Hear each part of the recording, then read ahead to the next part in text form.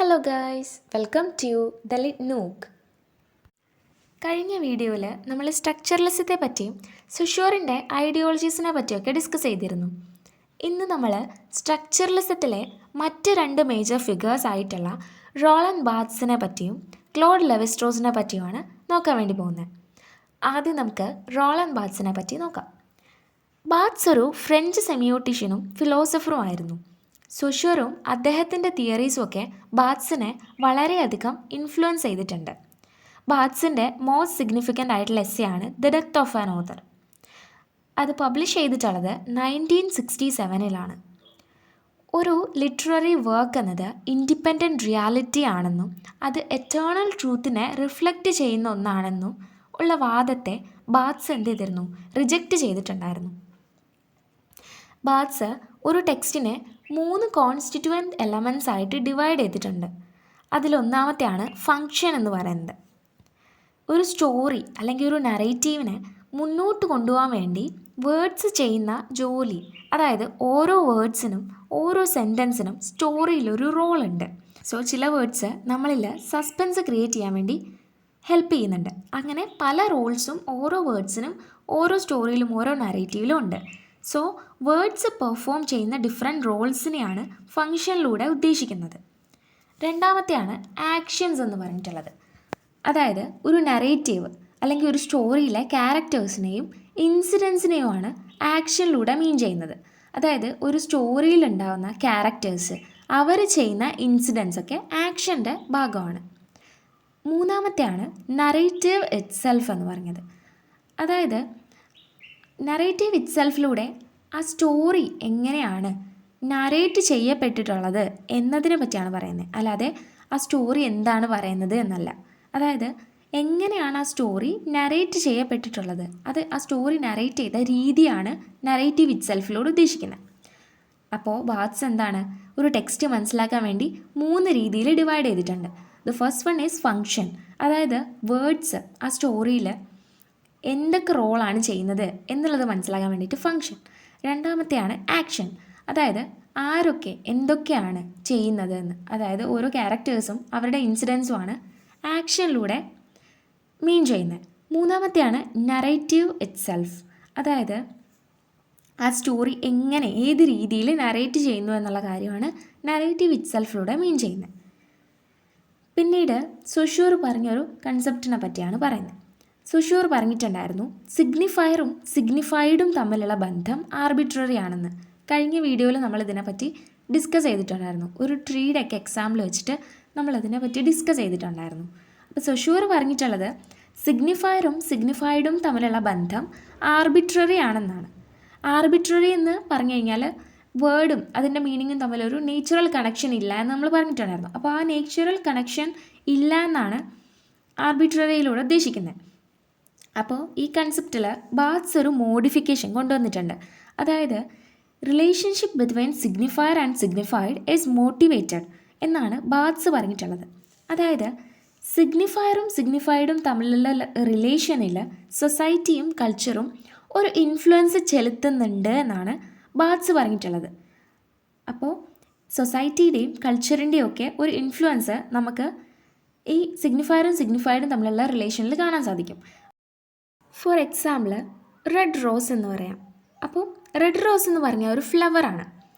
പക്ഷേ നമ്മൾ ലവിനെ symbolically represent ചെയ്യാൻ വേണ്ടിയിട്ട് റെഡ് റോസിനെ യൂസ് ചെയ്യാറുണ്ട്. സോ റെഡ് റോസിന് അങ്ങനെ ഒരു മീനിങ് ഉണ്ട്. ആ മീനിങ് എങ്ങനെയാണ് വന്നത്, അത് കൾച്ചറും സൊസൈറ്റിയും കൊടുത്തിട്ടുള്ള ഒരു സ്വാധീനത്തിൻ്റെ പുറത്താണ് അങ്ങനെ ഒരു മീനിങ് ഉണ്ടായത്, അല്ലാണ്ട് ലിറ്ററൽ മീനിങ് അല്ല അത്. ശരിക്കും റെഡ് റോസ് എന്ന് പറഞ്ഞാൽ നമ്മൾ ഫ്ലവർ എന്നാണ് ഉദ്ദേശിക്കുക. പക്ഷേ ആ റെഡ് റോസിനെ ലവിനെ സിംബോളിക്കലി റെപ്രസെൻ്റ് ചെയ്യാൻ വേണ്ടി യൂസ് ചെയ്യുന്നുണ്ട്. അത് ആ മീനിങ് ആരാണ് കൊടുത്തത്, അത് നമ്മളാണ് കൊടുത്തത്.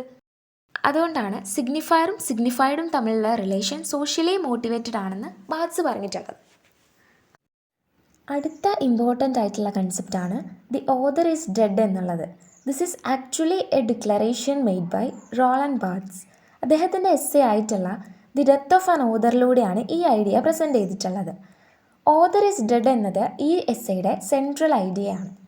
ഇതിലൂടെ റൈറ്റർ ഫിസിക്കലി മരിച്ചു എന്നല്ല ബാർത്സ് ഉദ്ദേശിക്കുന്നത്.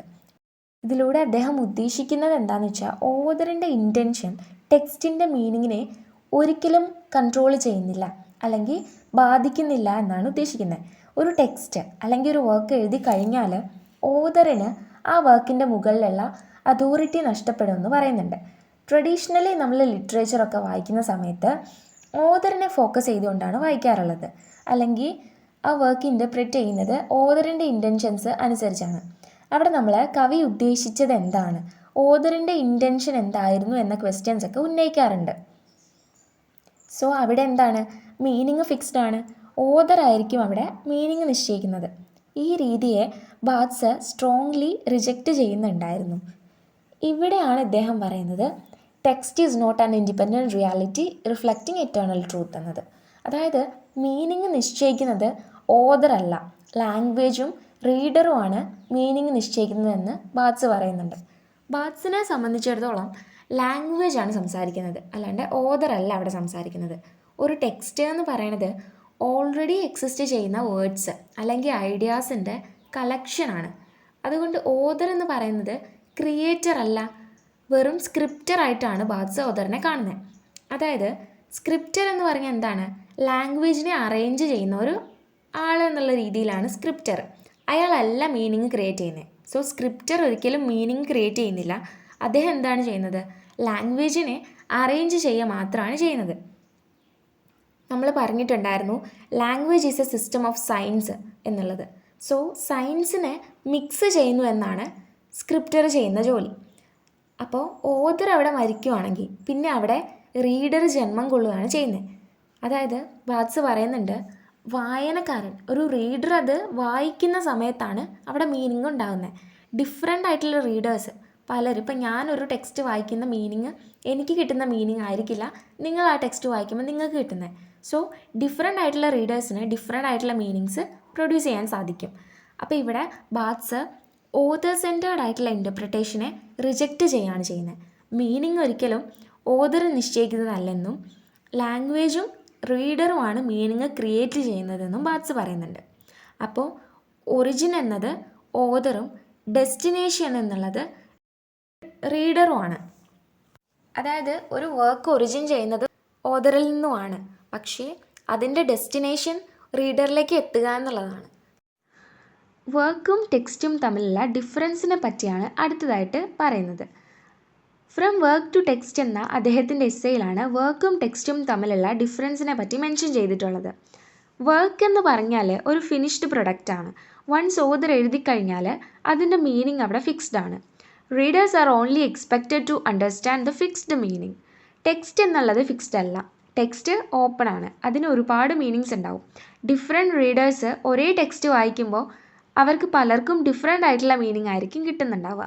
സോ വർക്ക് എന്ന് പറഞ്ഞാൽ ക്ലോസ്ഡ് ആണ്, ഫിക്സ്ഡ് ആണ്, ഓതർ കൺട്രോൾഡ് ആണ്. ടെക്സ്റ്റ് എന്ന് പറഞ്ഞാലോ അത് ഓപ്പൺ ആണ്, അതിന് പ്ലൂരൽ മീനിങ്സ് ആയിരിക്കും ഉണ്ടാവുക. അതുപോലെ റീഡർ കൺട്രോൾഡും ആണ്. ടെക്സ്റ്റിനെ അദ്ദേഹം രണ്ടായിട്ട് ഡിവൈഡ് ചെയ്തിട്ടുണ്ട്. ഒന്നാമത്തേത് റീഡർലി ടെക്സ്റ്റ്, രണ്ടാമത്തേത് റൈറ്റർലി ടെക്സ്റ്റ്. റീഡർലി ടെക്സ്റ്റ് എന്ന് പറഞ്ഞാൽ അത് മനസ്സിലാക്കാൻ വേണ്ടിയിട്ട് വളരെ ഈസിയാണ്. റീഡർലി ടെക്സ്റ്റിൽ മീനിങ് ഓൾറെഡി ഡിസൈഡ് ചെയ്തിട്ടുണ്ടാവും. റീഡറിന് ആ മീനിങ് അക്സെപ്റ്റ് ചെയ്താൽ മാത്രം മതി. അവിടെ ഇൻ്റർപ്രിട്ടേഷന് സ്ഥാനമില്ല, റീഡർ അവിടെ പാസീവ് ആയിരിക്കും. For example moral stories, simple novels ഒക്കെ റീഡർലി ടെക്സ്റ്റിന് എക്സാമ്പിളാണ്. അടുത്തതാണ് റൈറ്റർലി ടെക്സ്റ്റ്. റീഡർലി ടെക്സ്റ്റിന് നേരെ ഓപ്പോസിറ്റാണ് റൈറ്റർലി ടെക്സ്റ്റ്. അവിടെ മീനിങ് ഫിക്സ്ഡ് അല്ല, റീഡറാണ് അവിടെ മീനിങ് ക്രിയേറ്റ് ചെയ്യുന്നത്. അതായത് ആ ടെക്സ്റ്റിൻ്റെ ക്രിയേറ്റർ ആയിട്ടാണ് റീഡർ മാറുക. For example modern novels, complex ആയിട്ടുള്ള പോംസ്, അതുപോലെ എക്സ്പെരിമെൻ്റൽ ടെക്സ്റ്റൊക്കെ ഈ റൈറ്റർലി ടെക്സ്റ്റിലാണ് ഉൾപ്പെടുന്നത്. അടുത്തതായി നമുക്ക് ലെവിസ്ട്രോസിനെ പറ്റി നോക്കാം. ക്ലോഡ് ലെവിസ്ട്രോസ് ഒരു ഫ്രഞ്ച് ആന്ത്രപ്പോളജിസ്റ്റ് ആയിരുന്നു.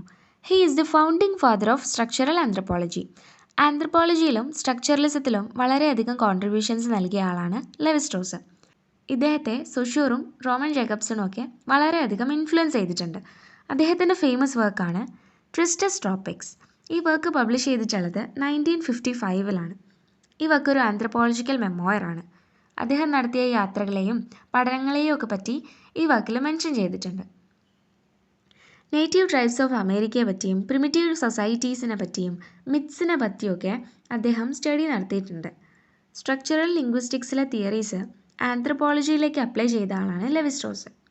അദ്ദേഹം പറയുകയാണ്, മിത്സിനെ വേറൊരു ലാംഗ്വേജിലേക്ക് ട്രാൻസ്ലേറ്റ് ചെയ്യുന്ന സമയത്ത് അതിനൊരിക്കലും അതിൻ്റെ ഒറിജിനൽ മീനിങ് നഷ്ടപ്പെടുന്നില്ല.